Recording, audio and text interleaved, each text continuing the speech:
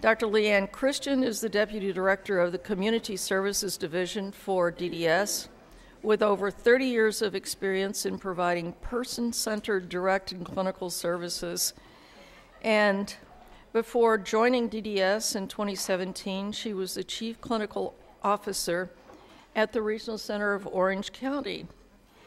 And Dr. Lauren Libero was previously a UC President's postdoctoral fellow at the UC Davis Mind Institute and is now the autism expert specialist at the California DDS, where she provides expertise and conducts research on autism and associated conditions. She also coordinates efforts with the department, regional centers, stakeholders, and universities, as well as other state agencies.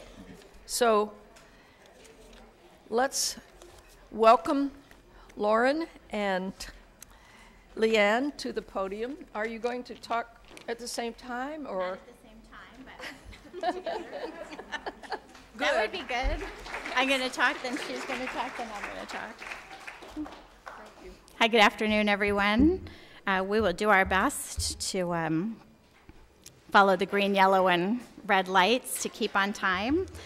First, I really just want to thank everyone. We're happy to be here on behalf of Director Nancy Bargeman, who isn't able to be here today, and thank you for the introduction.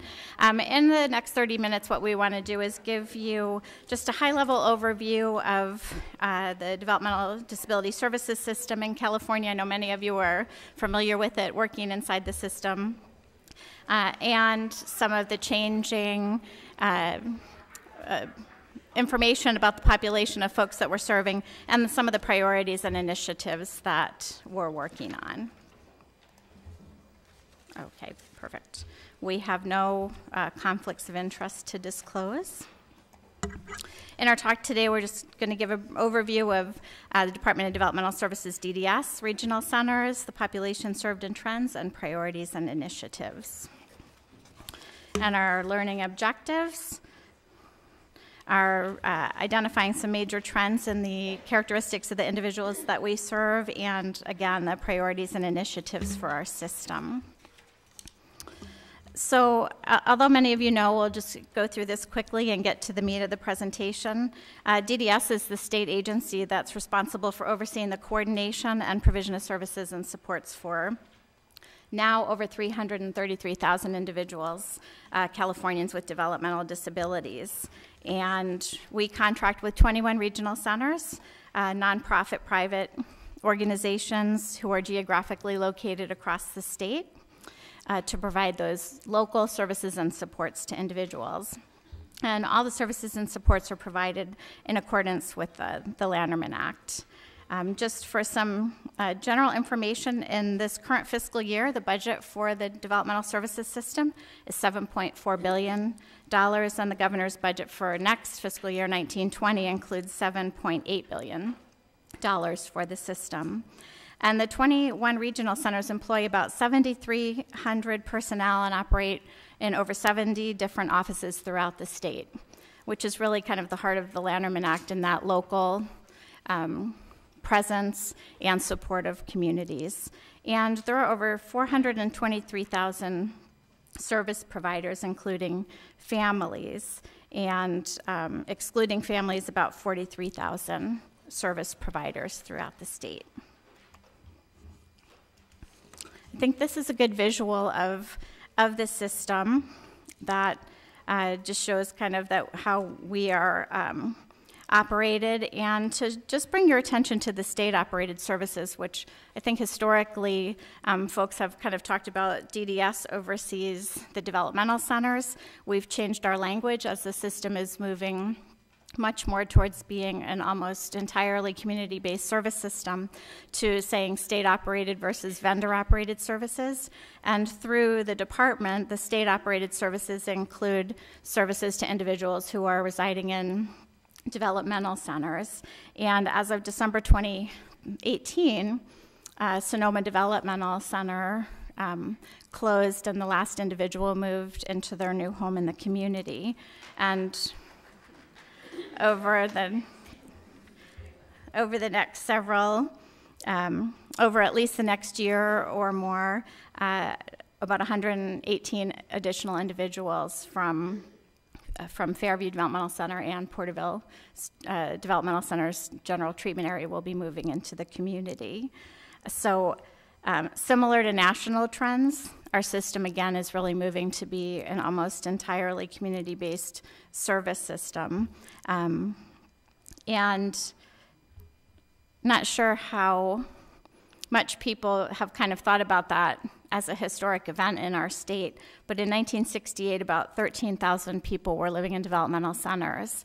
And as of January, there were less than 400 people living in developmental centers. So that has been a push of the system since the Lanterman Act came into effect and really was focused on developing a robust community service system. And then, of course, we contract as a department with the 21 regional centers, who in turn provide local case management and who vendor the providers who provide the services and supports to individuals. Kind of as key responsibilities for DDS is that broad policy and statewide leadership, setting priorities, setting standards and procedures that kind of guide the operation of the service system across the state, monitoring service delivery, and providing technical support when issues come up, providing support to regional centers, the provider community, and the individuals we serve. Many of you work at regional centers, and here I think what's really critical to say is that the face of our service system is really the service coordinator. That is the person who families meet. That's the face of our entire service system and that relationship that's built to ensure that individuals and their families get the services and supports they need. And again, kind of that foundation of the Lanterman Act, that 21 regional centers are geographically located to understand and support the unique needs of their community. So the services include intake and assessment, helping individuals advocate for themselves and also helping advocate for them, assisting with access to resources that are available in the community, and of course for funding services that individuals need. And then just briefly touching on eligibility for regional center services. It's all up here on the slide. You're eligible if prior to age of 18 you have a qualifying disability that's expected to be lifelong, and in addition that is substantially disabling for you and provides significant functional limitations in several areas of major life activity. So now on to the more exciting data. Okay, so we have 21 regional centers across the state. Each regional center represents its own catchment area, so the regional centers are geographically diverse as well as in terms of their population. Our smallest regional center is Redwood Coast. They serve 3,900 individuals. And our largest regional center is Inland Regional Center, who serves 35,500 individuals as of January of this year. And you can see there's a wide range across all 21 in terms of how many individuals they serve. Okay, in terms of our total state population over the last 10 years, we've seen a 42% increase in the number of individuals that we serve. So in 2008, our total was 232,000. As of this year, we're at 333,000 individuals total.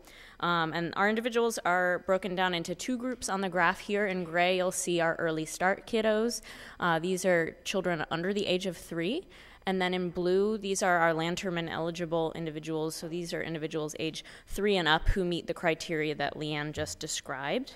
And in addition to that, we have individuals who are currently under assessment at the regional centers to receive eligibility for either Early Start or Lanterman Regional Center services. In January, we had 12,500 individuals who are currently in the assessment phase.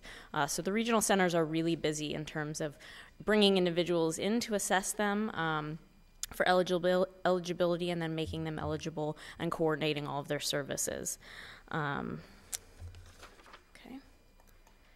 So let's look deeper at what our population looks like. So in terms of their living arrangements, over the last 10 years, we've seen an increase in the number of individuals who are residing in the home of their family, parent, or guardian.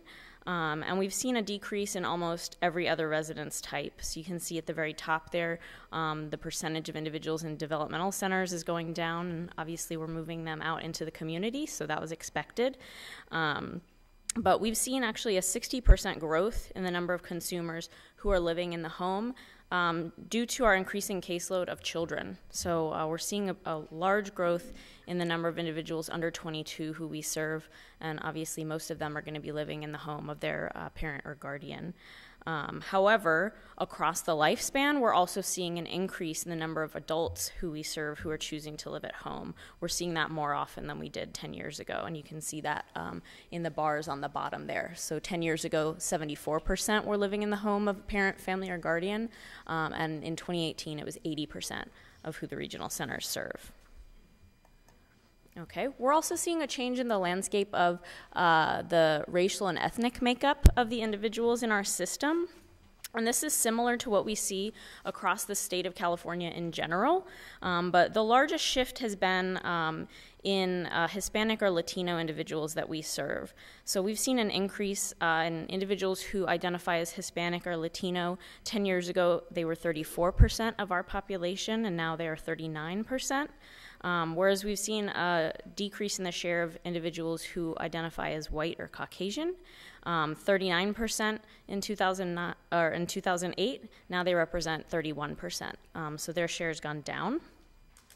I should also note half of the Hispanic population is in the 3 to 21 year group. So we see a large increase, particularly in childhood, for that ethnic group, whereas only a third of the white or Caucasian group is in that same age range. So we see more of the share of individuals who are white are actually adults right now. And then overall, there are at least 23 ethnicities and 45 different languages identified by our consumers across the state. So we're seeing a big shift in terms of the racial and ethnic makeup of the individuals that we serve.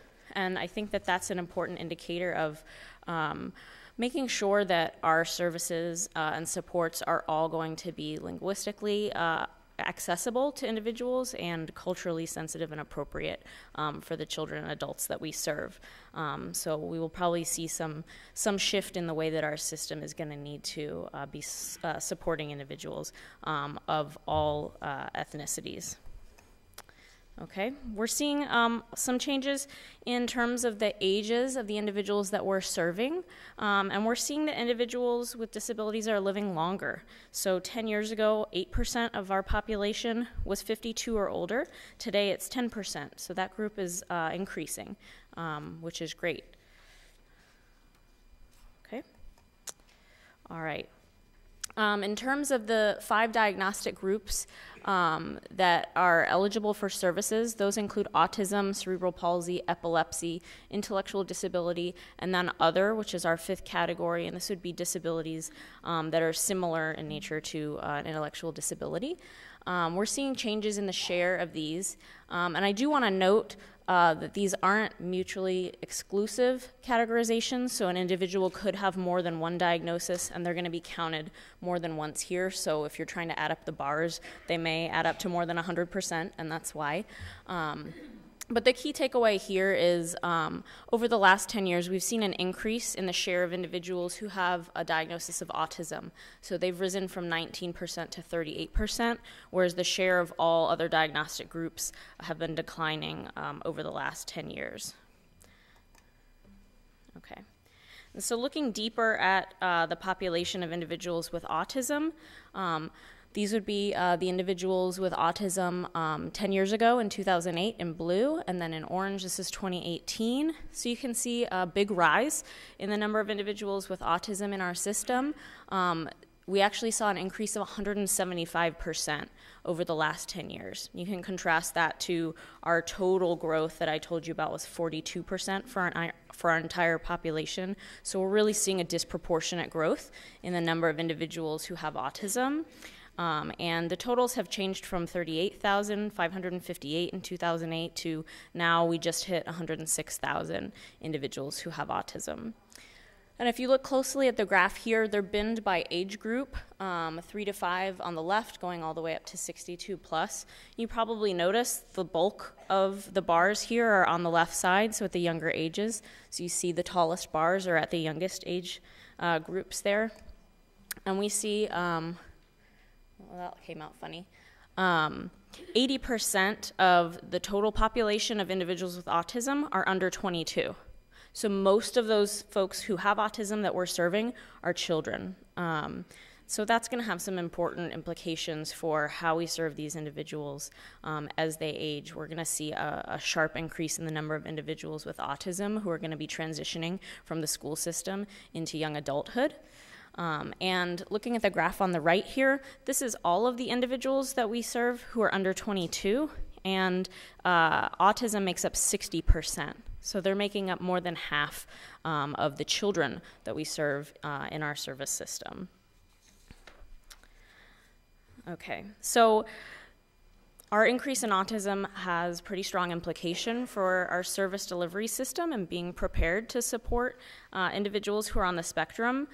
This has become a focus of our department and probably the primary reason for my position in the department, but this isn't precluding our work for all of the other diagnostic types. Our department is still dedicated to serving individuals of all developmental disabilities, and the services and supports that we develop and prioritize are going to be with the thought in mind that we want to serve everyone that we can in the best way possible. You ready?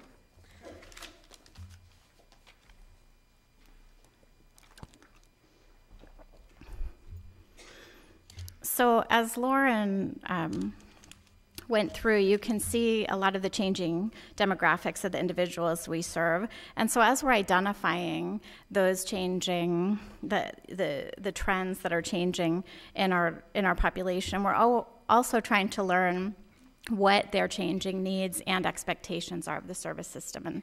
And I think one of the things that the department has really spent a lot of time on and continues to be committed to is community engagement, so that we can have ongoing discussions with stakeholders to learn about what their needs and expectations are from the service system. So in addition to just kind of the national trends, particularly in their focus on community-based services and decreasing or closing developmental centers, we are also relying on that information that we're gathering from stakeholders to determine what the department's priorities and initiatives are in these coming years. Because as we see, and as Director Bargeman would say, we have new architects of our service system. And so we're listening to them to see what that service system needs to look like and the expectations of what life is like in the community where you live, what you do during the day, the relationships that you develop all have to be acknowledged. And so as far as the priorities and initiatives, the first thing I just want to touch on is that developmental center closure. Talked about it a little bit, but in 2012 there was a moratorium on anyone moving into the developmental center, and then in 2015 there was the closure plan for 3 of the developmental centers: Sonoma, which closed in December, Fairview Developmental Center, and Porterville Developmental Center's General Treatment Area, which are scheduled in that closure plan to close in 2021. By the end of 2021 then, and likely more, likely sooner than 2021, given that 118 people are actively transitioning into the community. We are really focused on community development and what we need to be doing to not only develop resources for the individuals transitioning from developmental centers into the community, which of course has been the major focus over the past couple of years, but also to be developing resources for individuals who never have lived in or never would have lived in a developmental center, particularly those individuals who have very complex medical, behavioral, and psychiatric needs.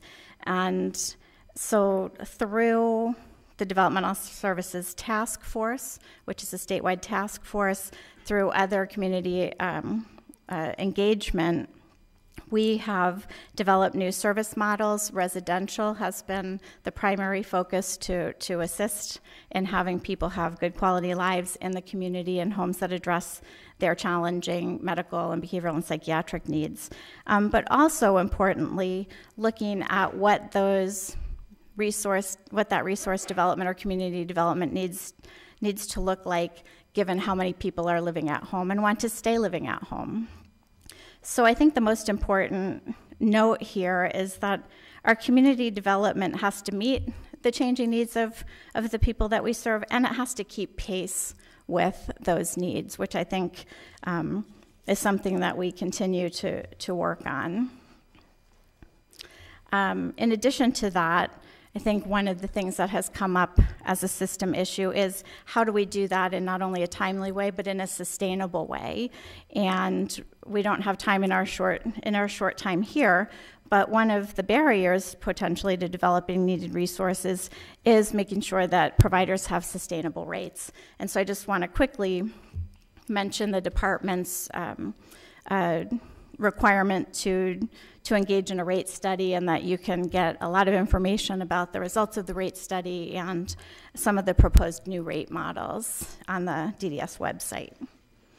As far as the safety net, as a result of input from that Developmental Services Task Force and other stakeholder engagement, in 2017, the department released a safety net or crisis plan, and the focus of that safety net was really ensuring that crisis services and services that would prevent crisis were developed or expanded in the community to support people moving out of the developmental center, and also, again, to ensure that individuals who are living at home can stay at home and not be placed in more restrictive settings. So the safety net plan itself, which is not a one-time document but an ongoing planning process, has been looking at how to develop crisis services, mobile crisis services, acute crisis services throughout the community, as well as some of those intensive support models in residential settings to help people so that they can avoid going to more restrictive settings.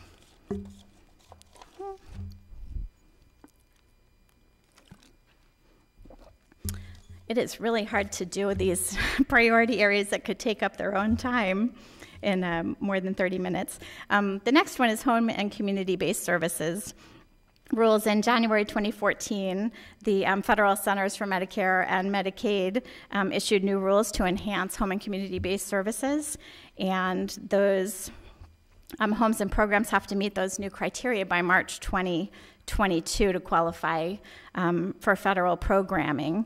And so in the past budget acts, there's been money allocated to the department to assist providers in changing their practices, changing whatever they need to come into compliance with those rules. And the final rule really focuses on what is very consistent and aligned with the Landerman Act with regards to making sure that individuals are integrated in their communities, have opportunities to participate in their community, and have full access to the benefits of living in their community. The self-determination program. Governor Brown signed that into law in October 2013, and the department and the goal was establishing a statewide self-determination project so that individuals and families could have more freedom and control and responsibility over the services and supports that they receive in order to meet the objectives that they set forth in their individual program plan. And so DDS has been working with the stakeholder advisory group over the past several years to develop the framework of that self-determination project. It did get approval from CMS in June of last year. And so in the phase N of the program, 2,500 participants were selected in October 2018, and now the process currently is that regional centers and local advisory committees are receiving training on how to conduct their own orientations in their local communities with participants as the program is moving forward. For competitive integrated employment, this effort really began in 2014, and it is an interdepartmental project with Department of Developmental Services, Department of Rehabilitation, and the Department of Education, and a variety of other stakeholders, developing a blueprint for community and integrated employment, which was released in May of 2016. And the purpose of that blueprint is to improve collaboration between departments so that we can all help prepare and support individuals who have intellectual and developmental disabilities to have opportunities and to join the workforce. And it's really focused on increasing those opportunities to prepare for and participate in competitive integrated employment, and just to make sure that people are informed about the decisions, the options that they really have to join the workforce and what kind of supports they can get to prepare for that transition to it after school and engage in it throughout their adulthood. Since 2016, DDS has implemented 2 programs that have had an impact on a couple of thousand people to date, and those are paid internship program and competitive employment incentive payment programs to help get people experience with and into situations that lead towards integrated employment. And then the last priority that we're going to talk about today is the Disparity Funds Project. Annually, the department and regional centers collaborate to gather information through the purchase of service, and what over the years has been indicated is that there are significant disparities that exist among some regional center populations, particularly along the lines of race and ethnicity. And in 2016, a section was added to the Welfare and Institutions Code allocating $11 million annually to the department to assist regional centers in implementing strategies that reduce those disparities. In Budget Act since 2016, that $11 million was expanded to fund projects through the regional centers and also through community-based organizations. And in the past fiscal year, actually in this current fiscal year, 18-19, we approved 70 projects, and 32 have just come to an end at the end of December 2018. And so we're in the process of working with the regional centers on gathering outcome information and being able to present that information to the community. But the projects have really focused on helping increase access to information about services through the regional center system, providing assistance to families and individuals during the intake process, and just empowering people to understand the system and advocate for their needed services. And then finally, again, just kind of a, I know, very high-level overview with lots of details that hopefully would be available on our website if you're interested in a particular priority area. I think that one of the key things, again, in looking at the trends in our population is that we really are committed and want to hear from our stakeholder groups and work collaboratively with the regional centers to meet the changing needs, to keep pace with those changing needs so that people can have quality lives, healthy and safe lives where they want to live and be doing what they want to do with their days. And we really hope that just this high level has been useful to you. And again, on behalf of Director Bargeman, I want to thank you for your time and invitation.